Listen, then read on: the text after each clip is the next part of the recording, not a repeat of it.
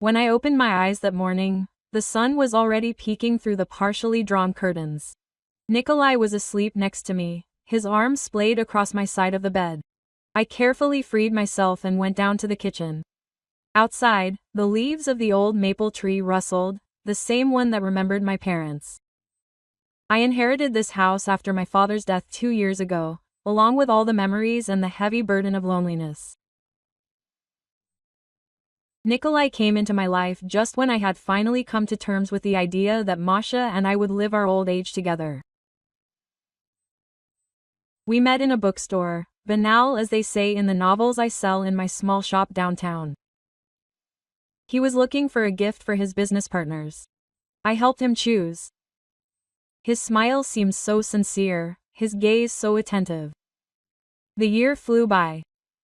Flowers, walks along the embankment, conversations until dawn. Nikolai talked about his work as a business consultant, about business trips to Moscow and St. Petersburg, about difficult negotiations and successful deals. I listened, admiring his confidence and business acumen. After so many years of loneliness, it seemed like a fairy tale. 3 months ago, we got married. Quietly, without a lavish celebration, just witnesses and a small dinner at a restaurant. Masha sat at the wedding with a stony face the whole time, barely touching her food. "Good morning," I heard his voice. Nikolai came down the stairs. He looked fresh and rested. "What a bird you were earlier." "You couldn't sleep," I replied, pouring coffee into his favorite mug. "You're leaving again today." "Unfortunately, yes. An important meeting in the capital could drag on for a week." He hugged me from behind, and I smelled his cologne. "Can you cope without me?" "I can." I tried to smile. "Masha and I have gotten used to it." He winced at the mention of my daughter. "She is still sulking at me." "Kolya, give her some time. 12 is a difficult age. She is just jealous. Maybe I should talk to her? Establish contact." I shook my head. "Not now." "When will you be back?" "We will try to organize something together. Maybe the 3 of us will go to the cinema." Masha came downstairs half an hour later, when Nikolai was already packing his bag in the bedroom. My daughter sat down silently at the table and poured herself some tea. I saw how her shoulders tensed when my husband entered the kitchen. "Masha, good morning," he tried. "Hello," she muttered, without looking up from her plate. Nikolai looked at me questioningly, but I just shrugged. After he left, Masha finally raised her head. "Mom, I told you, Uncle Kolya is not who he says he is." "Mashenka, please don't start." I rubbed the bridge of my nose tiredly. "We've already discussed this 100 times. But you're not listening," my daughter flared up. "There's something wrong with him. I can feel it.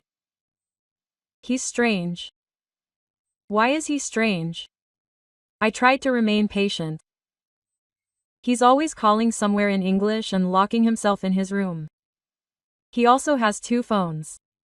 You knew, Masha, many business people have 2 phones.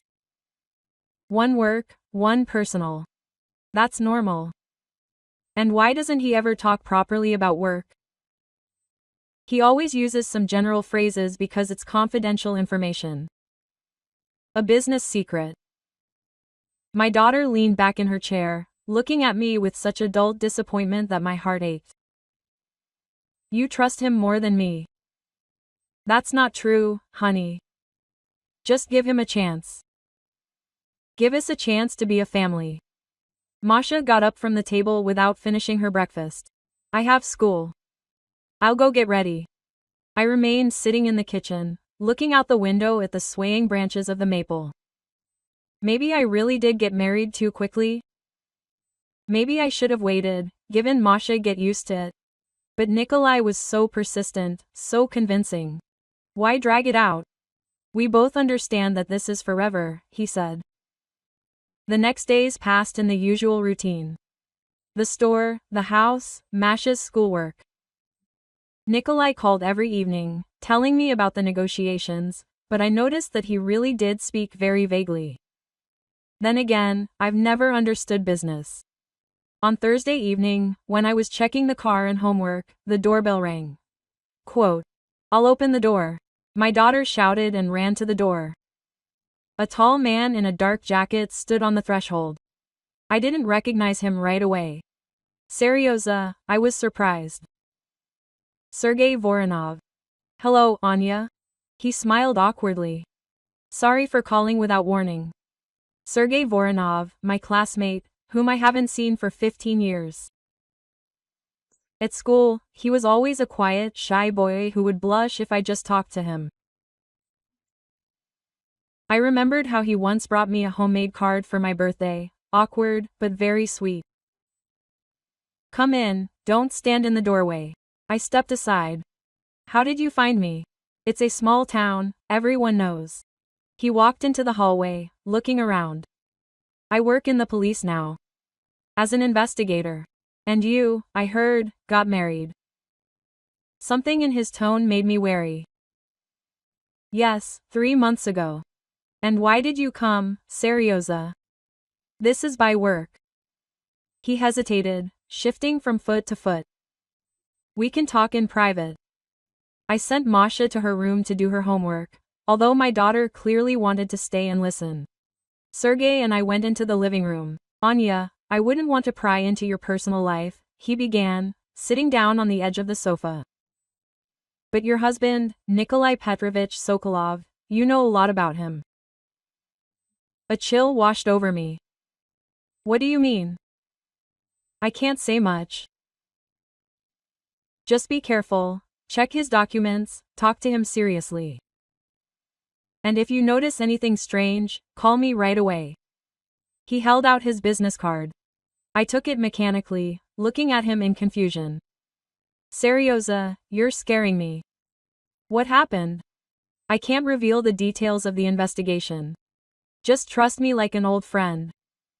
Be damned. After he left, I sat for a long time with the business card in my hands. Police investigator Voronov, with what did he mean? What investigation? Nikolai returned on Sunday evening. He looked tired but happy. "The negotiations went well," he said, kissing me. "The contract is signed, we can celebrate." We were sitting in the kitchen. He talked about the capital, about his partners, but I listened with half an ear. Sergey's words were spinning in my head. "Check the documents." "What documents?" "Passport." I had a copy of his passport. We signed the paperwork. "Everything is fine." Nikolai Petrovich Sokolov, 42 years old. "Are you listening to me?" My husband's voice brought me back to reality. "Yes, of course, I was just thinking." "About what?" He covered my hand with his. "A man from the police came to see me." I felt his fingers tense, but he quickly pulled himself together. "From the police? Why?" "An old classmate just dropped by to say hello," and Nikolai relaxed. Scared me. I thought something had happened. That night I couldn't sleep. I lay there, staring into the darkness, listening to my husband's even breathing. Suddenly his phone vibrated on the nightstand. Nikolai hadn't moved, fast asleep after a long journey. I carefully stretched and picked up the phone. A message in English appeared on the screen. "Package received. Waiting for transfer confirmation." I didn't know English very well, but I understood these words. "Parcel received. Waiting for transfer confirmation." Transfers of what? Money. The phone vibrated again. Next, toward the house. "Documents, ready. The next destination is the house." "Are the documents ready?" My hands went cold. "What house? What documents? Is this about my house? About my father's house?" I carefully put the phone back and slipped out of bed. In the bathroom, I turned on the water to drown out the sound and took out Sergey's business card. With trembling fingers, I dialed the number. "Voronov speaking," he answered hoarsely, apparently waking me up. "Seryoza, this is Anya. I'm sorry it was at night, but I spoke in a whisper. You were right. Something is wrong. I need help. Speak up. What happened? I recounted the contents of the messages I'd seen. Anya, listen carefully. Sergey's voice became professionally collected. Don't do anything. Behave as usual. Come to my office tomorrow. Just alone. Tell your husband you're going to run some store errands. I need to show you something. And Anya, you're a strong woman. You can handle it. This morning, I told Nikolai the first was going to the supplier to discuss a new batch of books. He nodded, not really listening, busy with his laptop. At the office, Sergey met me in his office. There was a folder with documents on his desk. Anya, what I'm about to show you will be difficult, but you need to know the truth. He opened the folder. The first thing I saw was a photo of Nikolai. Only the name was different. Nicholas Brown, British citizen. That's a mistake, I whispered. I'm afraid not, that's his real name. He's an international con man, specializing in so-called romance scams, gaining the trust of lonely women, marrying them, and gaining access to their money and property. Sergey flipped the page. There were photos of other women. Maria Sergeyevna Kornilova, Yekaterinburg. She lost her apartment and all her savings. Irina Vladimirovna Svetlova, Kazan. He took out 3 million in loans in her name. Olga Petrovna Zaharova, Novosibirsk. Her house was used to launder money through fictitious transactions. I looked at these faces and saw myself in each one. Ordinary women who just wanted to be happy. He works as part of an organized group, Sergey continued. They have a whole scheme. His handlers are abroad. They choose their victims. He plays a role. After he gets what he needs, he disappears. But why? Why me? My voice trembled. The house your father left you. It's in the city center. Good real estate. Plus the accounts you inherited. We checked, he's already started preparing the paperwork for the sale of the house. Without your knowledge. I covered my mouth with my hand, feeling nausea rising. All this time, all this love, tenderness, vows. It was all a lie, a carefully staged performance. And now what? I asked when I could speak. We don't have enough evidence to make an arrest right now. The documents are fake, but they're of very high quality. Proving fraud is difficult. He hasn't committed a crime on your property yet. We need to catch him red-handed. How? Sergey looked me in the eye. You must help us. Continue living as usual, but keep an eye on him. If you see anything suspicious, report it immediately. And when he tries to make a deal or transfer money, we'll catch him. So I have to pretend, live with the man who deceived me, and pretend I don't know anything. Yes, he took my hand. I understand how hard it is, but there's no other way. If he suspects that you know, he'll just disappear, and we won't find him. And he'll continue to ruin the lives of other women. I nodded silently. Anger, pain, and shame were seething inside me. How could I have been so blind? How did I not notice? And Masha? I suddenly remembered. She said from the very beginning that something was wrong with him. Children often sense falsehood better than adults, Sergey smiled sadly. She's a smart girl, but you can't tell her anything yet. She might accidentally give herself away. I returned home in a daze. Nikolai was sitting in the living room with his laptop, and seeing me, he smiled affably. How are things with the supplier? Fine. I forced myself to smile back. Everything was decided. He stood up, came up to me, hugged me, and I let him, although every cell in my body was screaming at me to push him away. I could smell his cologne, the warmth of his hands, and I understood that this was all part of the role. Just a game. You seem a bit tense, he noticed. A little tired. Head it hurts. Then rest, and I'll work in the meantime. He returned to the laptop, and I went up to the bedroom. I closed the door, lay down on the bed, and for the first time in a long time, gave myself free rein. The tears flowed nonstop. I covered my mouth with my hand to keep from bursting into tears. How stupid I had been. How easily I had fallen for beautiful words and a charming smile. I, a grown woman, a mother, had let myself be deceived like a naive girl. I lay there for a long time until I heard voices downstairs. I quietly went down the stairs. Nikolai was standing in the hallway, talking on the phone. In English. I listened, trying to make out the words. My English was weak, but I understood some of it.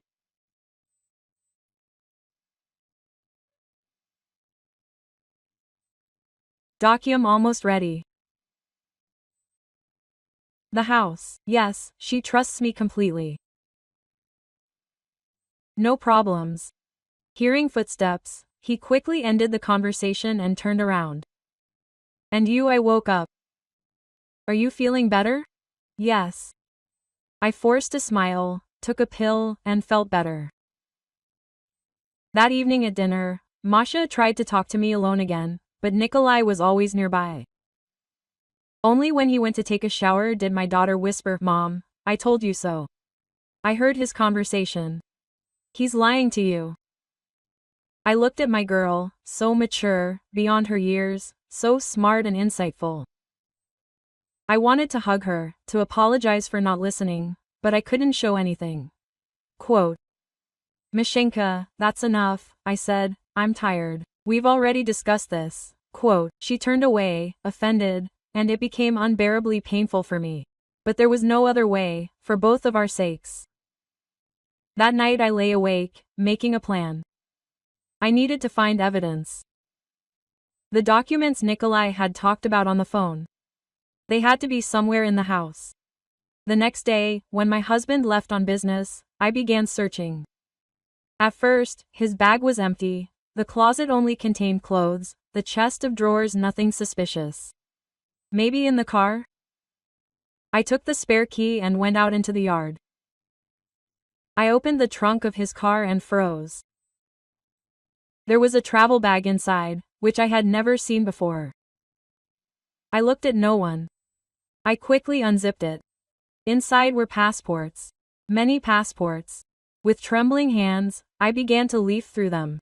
Nikolai Sokolov, Nicholas Brown, Nikolai Petrov, Nicholas Schmidt. All with his photo, but different names, different citizenships. There were also documents in English. Contracts, bank statements, some diagrams, and a separate folder with documents for my house. A sales contract, where I was listed as the seller, and the buyer, some offshore company. My signature on the contract was clearly forged. I took a photo of everything on my phone and sent it to Sergey. My hands were shaking so much that I had to try several times. A minute later, he called back. "Anya, this is what we need. Don't touch anything. Put everything back the way it was. I'll organize the operation this evening." "Where is he now?" "He's gone on business. He said he'll be back for dinner." Okay, listen carefully. Sergey's plan was simple and terrifying at the same time. I had to act completely natural, but at the same time try to provoke Nikolai into taking action. Sergey explained that the swindler was already preparing to complete the operation. The documents were almost ready. All that was left was to get me to sign the necessary papers or carry out the transaction without my real participation. "Tell him this evening that you need to go to a friend in another city for a couple of days," Sergey instructed me.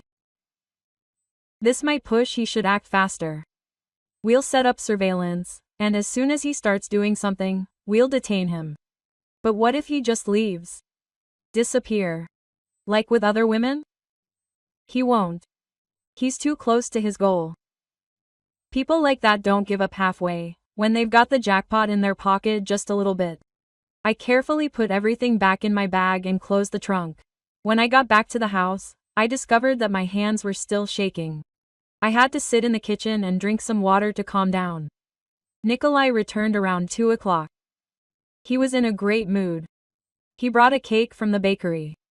Let's celebrate my new contract, he suggested, unwrapping the box. And anyway, I have a surprise for you. What kind? I feigned interest. In a week, I'm booking a tour to Turkey for us. You've long dreamed of a vacation by the sea. Right, Turkey? Of course, the perfect alibi for him to get me out of the city while all the transactions with the house and accounts are carried out here. Colia, that's great, but I feigned concern. But what about the store? I can't just abandon it. Maybe for a couple of weeks.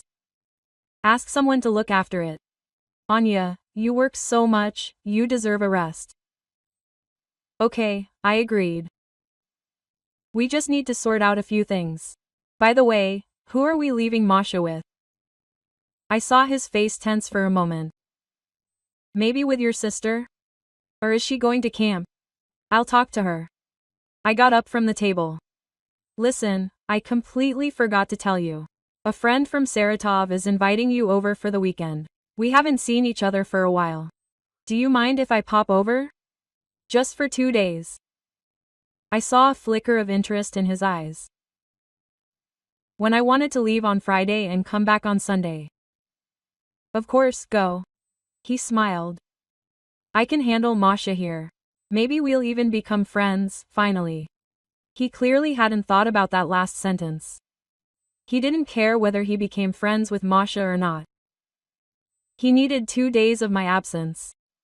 That evening, when Nikolai went to take a shower, I quickly called Sergey. He took the bait. I said I was leaving on Friday. Great. So, he'll try to make a move on Friday. We'll be ready. Anya, the main thing is, when you leave, don't actually go far. We'll get you a room in a hotel on the outskirts. You should be nearby in case something goes wrong. Okay, Seryoza. And Masha, she'll be at home with him. It's safe. We'll keep the house under surveillance at all times. Nothing will happen to her, I promise. But I couldn't calm down. Leaving my daughter alone with a man who turned out to be a complete stranger, dangerous. On Wednesday afternoon, while Nikolai was at a meeting, I decided to talk to Masha. We were sitting in her room, and for the first time in a long time, I really heard her. Quote, Mashenka, forgive me, I began. You were right. Right from the very beginning. My daughter's eyes widened. So you believe me? Finally. I believe you. I've found out everything. But now it's really important that you help me. Can you? She nodded, and I explained the situation in general terms, omitting the most terrible details. You'll leave, and I'll stay with him. Masha turned pale. Mom, I'm scared. I understand, honey, but the police will be watching. They're nearby, just unnoticed. And you need to behave normally. Do your homework, watch TV, go to bed on time. The main thing is, if he tries to take you away from home, refuse under any pretext. Say you're not feeling well. Anything. Okay. But how did you know he was a liar? My daughter asked. Do you remember saying you heard him talking in English? Masha nodded. I overheard his phone conversation a month ago. He said something strange about money and documents. I didn't understand everything, but I wrote down a few phrases and checked them online. Then I started following him specifically.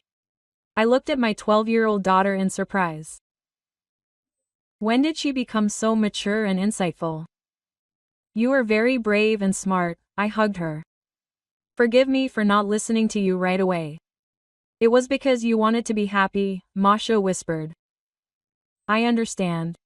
On Thursday evening, Nikolai sat in his office at the computer longer than usual. I pretended to be packing for a trip, periodically dropping in on him under various pretexts. Kolia, would you like some tea? No, thanks, I'm working.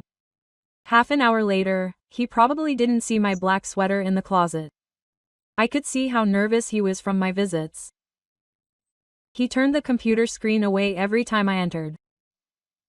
Around 11 o'clock at night, when I was already in bed, he finally got up from the office. He looked tired but satisfied.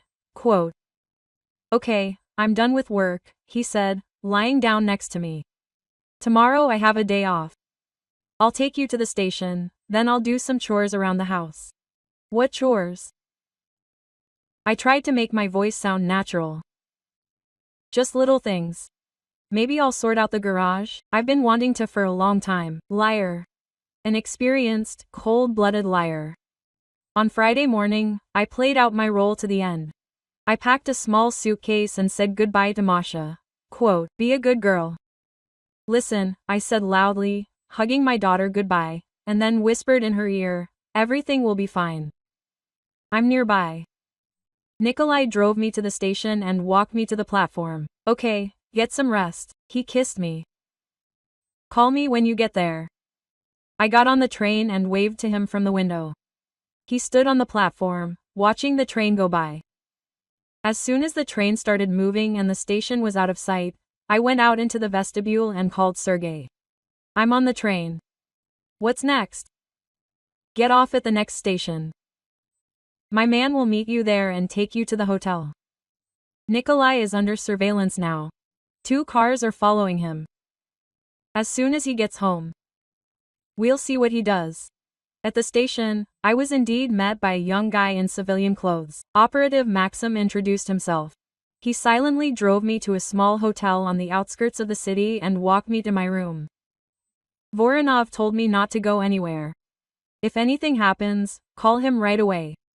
I was left alone in this faceless room, with peeling wallpaper and a creaky bed. I turned on the TV for background noise, but I couldn't concentrate. My thoughts were at home with Masha.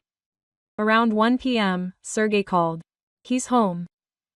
He's sitting in his office at the computer now. Your daughter is at school. Everything is fine. We're waiting." Time dragged on painfully slowly. I paced the room like a tiger in a cage, checking my phone every 5 minutes. At 3 a.m., Sergey called again. Movement. He was receiving guests. A car arrived. 2 men got out. "We're trying to identify them now." "And Masha?" "She should be home from school any minute. We'll meet her, don't worry." "In another half hour, Anya, we have a problem." He picked Masha up from school and told the teacher that you have an urgent situation. You need to pick up your daughter. He took her home. My heart sank. "What do you mean, a problem? You said you were keeping an eye on her." "We are keeping an eye on her. They're at home. Everything is calm for now. But this complicates the arrest. While the child is with him, we can't storm the place. Seryoza is my daughter." She screamed into the phone. "He can harm her." "He can't and won't. He doesn't need that. Calm down. We just need to be more careful now." But I couldn't calm down. I was rushing around the room. Masha was calling, but she didn't pick up. Of course, Nikolai wouldn't let her call. At 6 p.m., Sergey arrived himself. "The situation is changing," he said, entering the room. The 2 who came to him were his accomplices. One of them, a courier, brought the documents. The second buyer, "Your house is going to be sold right today." "But how?" "I have all the documents. They have a fake power of attorney from you. A very high-quality forgery. And the notary who will certify it is also apparently in on it. The deal will be carried out quickly, the money will be transferred abroad and all the ends will be under wraps." "And where is Masha?" "She's sitting in her room. We installed a bug, we can hear what's going on in the house. She tried to leave, but the door is locked from the outside." I grabbed my jacket. "I'm going there." "Anya, you can't. Are you going to ruin the operation?" "I don't care about the operation. My daughter is locked in a house with criminals." Sergey grabbed my arm. "Listen, we're going to gather everyone together now. Your husband, his accomplices, the salesman, the fake notary. Everything is personal. Everything is on the case. But if you burst in there now, they'll just run away. Nikolai will say it's a misunderstanding. His lawyers will get him out. And in a month, he'll be cheating on the next woman. Is that what you want? I stood there, feeling tears streaming down my cheeks. I want my daughter to be safe, and she will be. Trust me, please. We returned to the police car, parked a block from my house. 3 more officers were inside. One had headphones, he was listening to the wiretap. Quote, "What's there?" asked Sergey. "They're getting ready for the deal." They laid out the documents in the living room. The courier brought a suitcase with money, a down payment on the house. They're waiting for the notary now. I closed my eyes, trying to breathe evenly. In the headphones I could hear voices, the clatter of dishes, the usual sounds from my house, where something terrible was happening. Quote, "And the girl?" I asked. The operative turned the lever. "There, do you hear?" I listened. Quiet sobbing. Masha was crying. I can't listen to it anymore. I clenched my fists. "Serioza, please, just a little longer. The notary should be here any minute. As soon as he starts formalizing the transaction, we're going in." The minutes dragged on like hours. Finally, the operative gave the signal. The car pulled up. A man with a briefcase got out. Nikolai's voice came through the speaker. "Come in, Alexei Viktorovich. Everything is ready." An unfamiliar voice put the documents on the table. "Let's check." The rustling of papers. The click of a briefcase opening. "Okay, power of attorney from my wife. Purchase and sale agreement. Extract from the register. Everything is in order. We can proceed." Sergey nodded to the others. "Let's go." Quietly, according to plan. I jumped out of the car with them. Quote, "Are you staying here?" Sergey tossed at me. "Don't even think about it." He swore, but didn't argue. We approached the house. The operatives silently took up positions. 2 at the back entrance, 2 at the front. Quote, "On 3, Sergey whispered. 1, 2, 3. The front door swung open with a bang. "Police, everyone freeze." I broke out after the operatives. In the living room, Nikolai, 2 unfamiliar men, and another, apparently a notary, were sitting at the table. Documents were spread out on the table, and an open suitcase with money stood. Nikolai jumped up, his face was contorted with rage and fear. Quote, "What does this mean?" "This means you're under arrest." Sergey showed his ID. Attempted fraud on an especially large scale, forgery of documents, participation in an organized group. One of the accomplices tried to rush to the window, but the operative tackled him to the floor. The second froze with his hands raised. The notary turned as white as a sheet. Quote, I was just formalizing the deal. I knew nothing." "You'll tell them at the station," the operative snapped at him, snapping the handcuffs. Nikolai looked at me. His eyes no longer held that charming smile, that warmth I'd seen before. Only cold anger. Quote, "So intelligent," he muttered. "I underestimated you." "No," I replied. And my voice was surprisingly firm. Quote, "You overestimated your game and underestimated my daughter." I turned and ran down the stairs. The door to the car, the room, was indeed locked from the outside. I jerked the latch back and swung the door open. Masha was sitting on the bed, hugging her knees. When she saw me, she jumped up and threw her arms around my neck. Mom, I was so scared." I hugged her tightly, feeling her trembling. "It's all over, honey. Everything's okay. You're safe." Downstairs, I heard voices, the jingle of handcuffs, and a scuffle. Nikolai and his accomplices were being led out of the house. I held Masha, and I didn't care what was happening there. The only thing that mattered was that my girl was with me, that she was safe and sound. After a while, Sergey stood up. "Anya, we need your statement. Can you do it now?" I nodded. "Masha, sit here for a while." "Okay. I'll be back soon." But my daughter clung to me. "Don't go. Don't leave me alone." Okay, we'll go together." We went downstairs. In the living room, two forensic scientists were photographing evidence and putting documents in bags. There was still a suitcase of money on the table. It's a down payment on the house, Sergey explained. 15 million. Half the amount. The rest was going to be transferred after the paperwork was done. 15 million for my house, for my father's life, for our memories. Everything could be valued in money for these people. And what will happen now? I asked. They've all been detained. There will be an investigation, then a trial.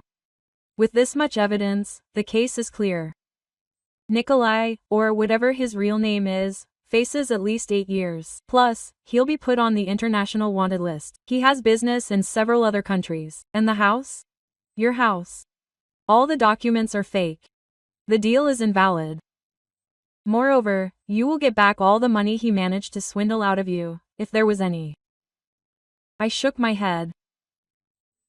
He didn't take the money, didn't have time, or didn't want to scare me off prematurely. Sergey put his hand on my shoulder. You did well. You were very brave. I just did what I had to do. I looked at Masha, protecting my family. The next weeks flew by in a surreal rush. Police statements, meetings with the investigator, consultations with the lawyer. Sergey really helped, recommended a good lawyer, explained the procedures, and provided emotional support. The house seemed different after everything that had happened. I walked through familiar rooms and saw traces of someone else's presence. His things in the closet, the razor in the bathroom, the book on the nightstand. All of this had to be thrown out, erased, deleted, forgotten.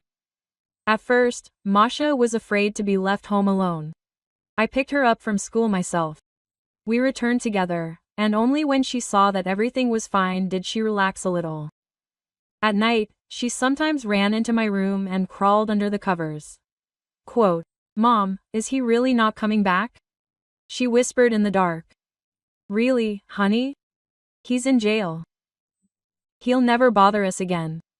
A month later, the trial began. Sergey warned me that I would have to testify to see Nikolai. I'd prepared myself for this, but still, when I walked into the courtroom and saw him behind bars, I felt a pang inside. He sat between two guards in prison uniform. He'd lost weight and looked haggard, but his eyes were the same, cold and calculating. He didn't even glance my way as I walked past. The judge was a stern woman of about 50. She carefully studied the case file and asked questions. I told him everything. How we met, how he gained his trust, what signs I'd missed. Quote, "Tell me, did the defendant use psychological pressure on you?" The judge asked. I thought about it. Subtly, rather. He was very persuasive, he knew how to say the right things, and I wanted to believe him. Perhaps that was my mistake. Nikolai's lawyer, an elderly man with an arrogant air, tried to ply me with questions. Quote, "But you yourself let my client into your life, didn't you? You yourself decided to get married. No one forced you." He pretended to be someone else, I answered firmly. Everything I knew about him was a lie. Say there was no rib. On your side too. I looked at Nikolai. For the first time, he looked up and met my eyes. I loved the person he was pretending to be, but that person didn't exist, so no, there was no love. Masha also testified on both sides. The judge called her as a witness. My girl was surprisingly calm and answered questions clearly. Quote, "Why didn't you trust your father?"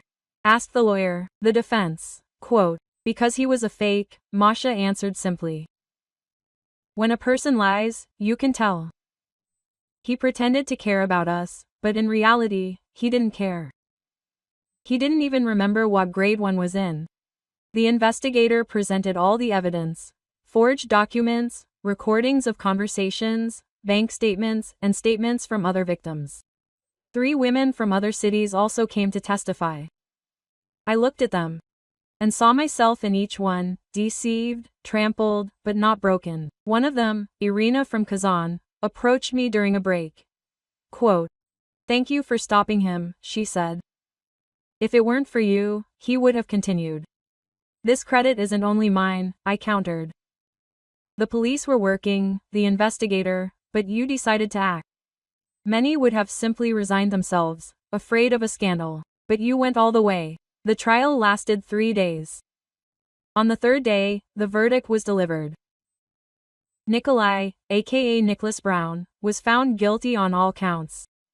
9 years in a maximum security penal colony, confiscation of property, and compensation for the victims. As the judge read the verdict, I watched his face. No emotion. He accepted it as inevitable, like a calculated risk that didn't pay off. As he was leaving the courtroom, guards led him away. He suddenly stopped next to me. The guards held him back. Quote, "You know what's funniest?" He said quietly. "You really were special. Others were simpler. And you? I almost believed my role with you." I looked into his eyes. "It's not funny. It's just sad. You could have been a real person, but you chose to be an empty shell. I think that's the worst punishment, realizing that you wasted your life on a game that you ultimately lost." They took him away. I stood in the courtroom corridor, feeling strangely empty. It was over. Justice had been served, but for some reason my soul was heavy. Sergey came up to me and put his arm around my shoulders. "Let's go from here. You need to go home and rest." We went outside. The sun was shining, people were hurrying about their business.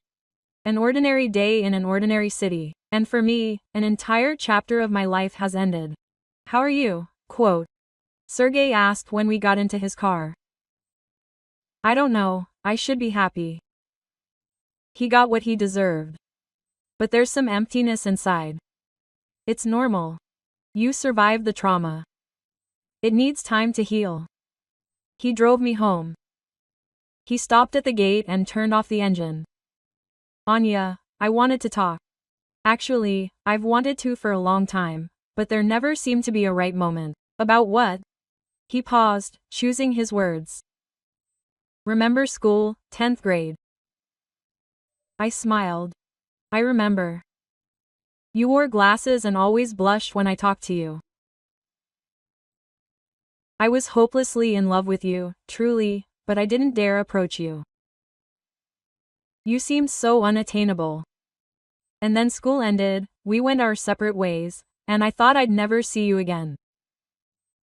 He turned to me, "And then I returned to the city, found out you were here, wanted to find you, but you were already married.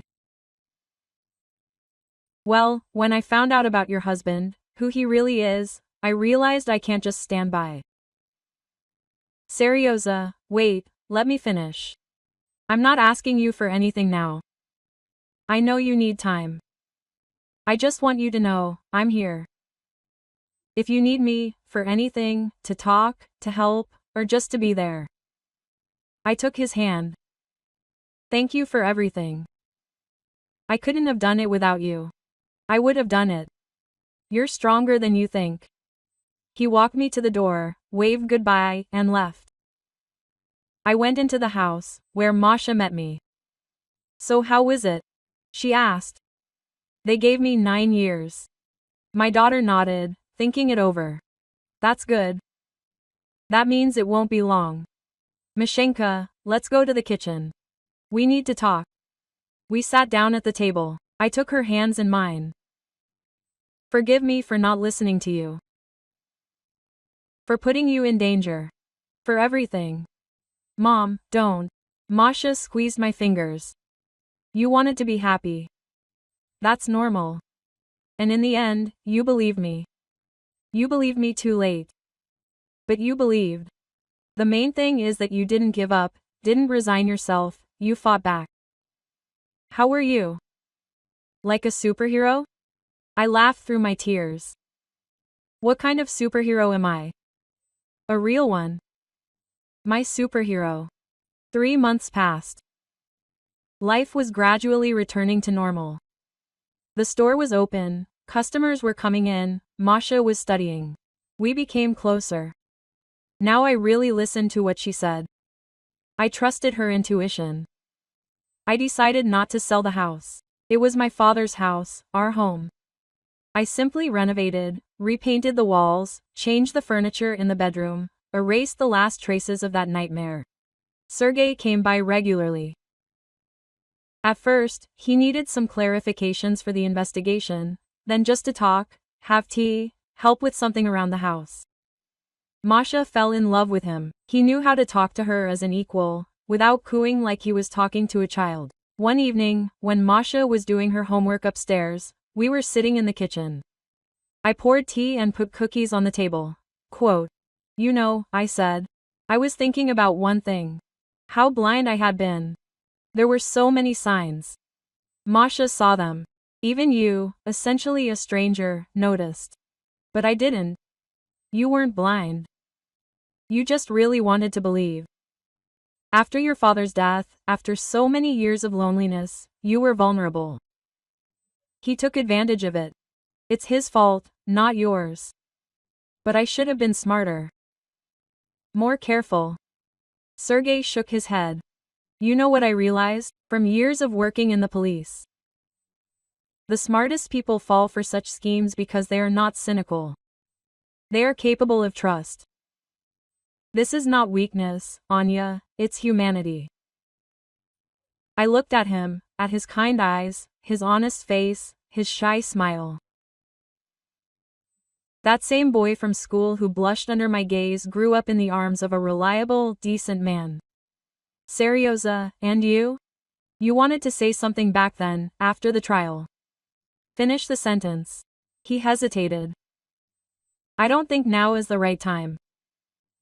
"No, it is. Speak." He sighed deeply. "Good. I'm still in love with you. I never stopped. All these years, other relationships were wasted because I compared everyone to you. And when I saw you again, I realized that nothing had changed. But I don't want to rush things. Just maybe when you're ready, we could give it a try."